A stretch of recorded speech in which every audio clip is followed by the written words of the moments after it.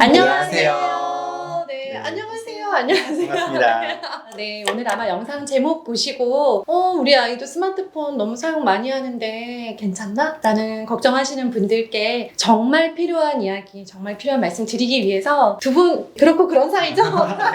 네, 소개는 이따가 또 해주실 거고요. 전문가 두 분을 모셨습니다. 우리 아이 감각운동 처방전이라고 해서요. 어떻게 감각운동으로 우리 아이의 문제, 지금 보이는 어려움을 도와줄 수 있을까에 대해서 정말 중요한 내용을 책에 담아주신 고생하신 두 분을 모셨습니다. 우리 아이 감각운동 처방전이라는 책을 쓴 김원철 박사입니다. 안녕하세요. 저는 공동 저자 작업치료사 강윤경입니다. 저희 부부는 17년차 작업치료사이고 아동발달센터와 대학병원에서 임상연구와 그리고 치료를 함께하고 있는 사람들이고요. 최근에는 감통백과TV라는 유튜브 채널을 개설해서 치료 노하우들을 공유하고 많은 분들과 소통을 하고 있습니다. 그래서 이게 뭐 제목도 감각운동으로 되어 있고 네네. 감각통합이라는 개념도 지금 계속 나올 예정인데요. 정확하게 개념을 좀 설명을 해주세요. 네, 알겠습니다. 네, 우리 강윤경 저자님께서 소개 부탁드릴게요. 감각통합은 말 그대로 감각, 센서리를 인테그레이션, 통합을 시킨다는 뜻이에요. 쉽게 예를 들면 네네.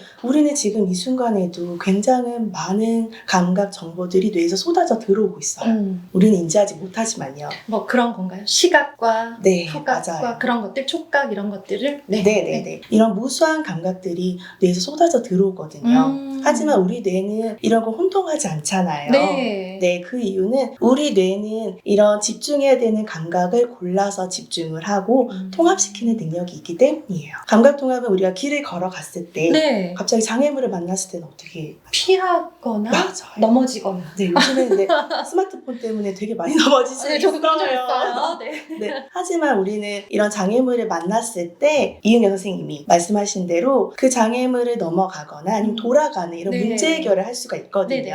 문제 해결을 하도록 도와줄 수 있는 신경학적 처리 과정이 바로 감각통합이에요. 두 분도 초등 부모님이세요. 맞아요. 네. 초등학교 2학년. 네, 2학년 아들 공부 잘했으면 좋겠죠? 네. 그럼요. 근데 우리 부모님만 원하는 건 아니더라고요. 아이들이 더 원해요. 더 공부 잘하고 싶어 해요. 맞아요.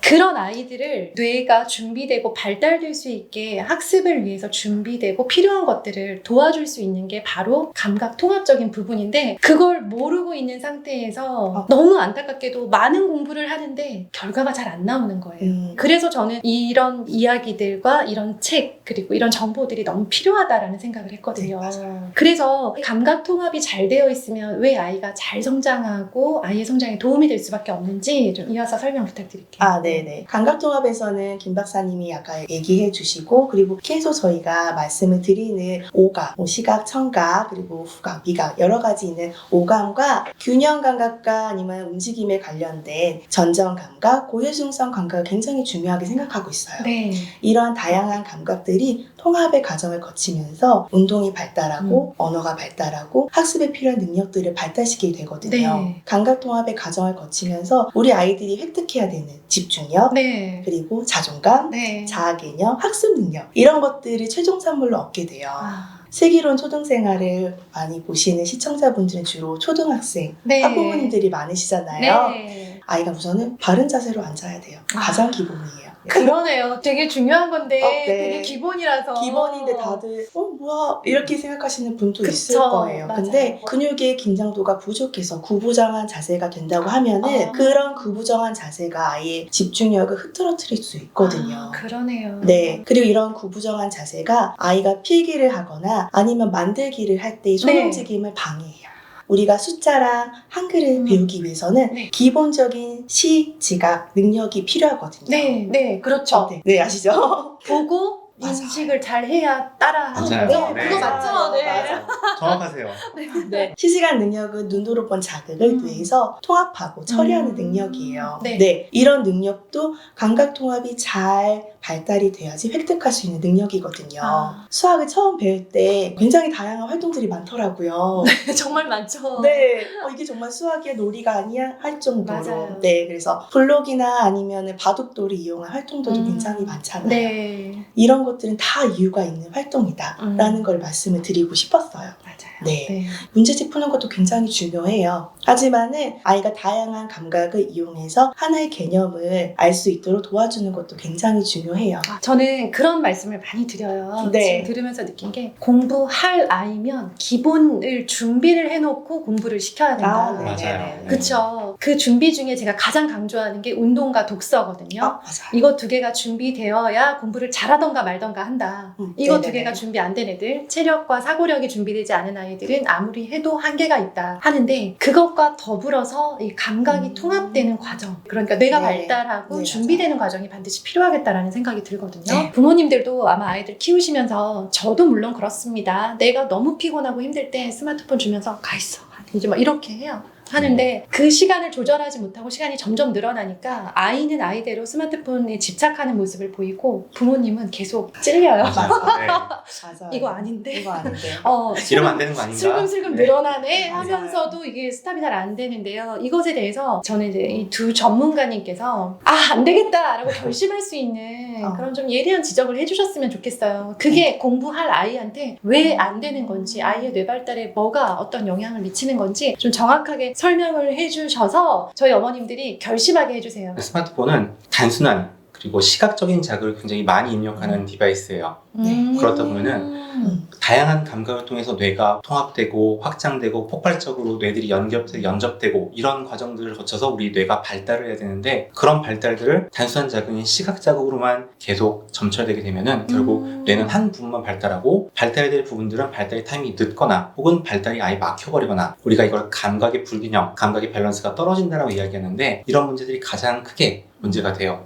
그럼 언제까지 안 해야 되냐 이런 문제도 있을 수 있는데 네. 우선 아이들이 자라는 시기가 보통 우리가 감각의 골든타임이라고 얘기하는데 우리 감각이라는 거는 아까 뇌가 여러 방향으로 발달한다고 말씀드렸는데 네. 뇌는 전두엽 부분이 우리 학습에서 많이 하는 자기 조절 능력 그리고 기억력 그리고 집중력 작업 기억력이라는 부분인데 이런 학습과 직접적으로 관계되는 부분들을 전두엽이 담당을 해요. 근데 이 전두엽들이 발달이 된 시기에 시각적 자극으로만 편중되게 되면은 발달이 막히게 되면은 결국 학습에 안 좋은 영향을 미치게 되겠죠. 그러니까요. 맞아요. 그럼 여기서 포인트는 그러면은 언제까지 안 줘야 될까요? 네. 아이들 고등학생인데도 안 사줄 수는 없잖아요. 친구들 다 있는데. 그래서 이런 것에 대한 연구들이 있는데 네. 3에서 5세 사이 아이들한테 미국에서 이 아이들이 일주일에 미디어를 얼마큼 시청하는지 조사를 해봤어요 한번. 네. 그리고 그 아이들이 10살, 우리로는 초등학교 4학년 혹은 5학년이 됐을 때 실제로 어떻게 변했는지 한번 연구를 해보았더니 좀 충격적이긴 한데 아이들이 1시간씩 시청 시간이 늘어날 때마다 네. 이거 일주일 시간이 하루 평균이 아니고 일주일에 1시간 늘어날 때마다 네. 체중이 5%가 늘어나요. 체중. 그리고, 네. 일단 체중. 네. 네. 두 번째로는 학업 성취도 그리고 수업의 참여도가 6에서 7%씩 떨어지는데 단순히 6, 7%가 떨어졌으면 아유 공부 좀 덜하고 말지 뭐 이게 아니고 네. 1시간 늘어날 때마다 비례해서 계속 떨어지는 양상들이 나타나는 거예요. 누적되는군요. 그렇죠. 네. 이 결과 발표가 나오고 나서 미국 소아과학에서는 그럼 안 되겠다. 24개월 미만 아이들에게는 모든 미디어를 차단해라. 라고 강하게 권고를 했고 캐나다, 호주 이런 나라에서는 2014년 이후로는 12세 미만의 아이들에게 스마트 디바이스를 주는 것은 안 된다 라고 강하게 권고하는 것을 만들어냈어요.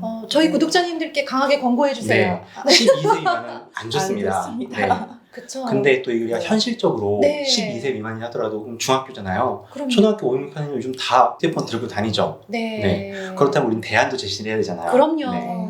우리가 스마트폰을 가장 많이 제어하는 방법이 네. 딱 한 가지 있죠. 많은들 아실 거예요. 몇 시까지만 봐! 하고 네. 제한하는 거예요. 시간 지켜. 네. 막 이래요. 시간을 지키고 제한하는 방법도 물론 전문가들이 추천하는 방법 중에 하나이기는 해요. 네. 그런데 그것보다 더 좋은 방법은 네. 아이가 시각적 자극 말고 다른 감각 자극을 받았을 때 더 즐겁다는 것들을 일깨워주는 거예요. 스스로 조절을 하는 거죠.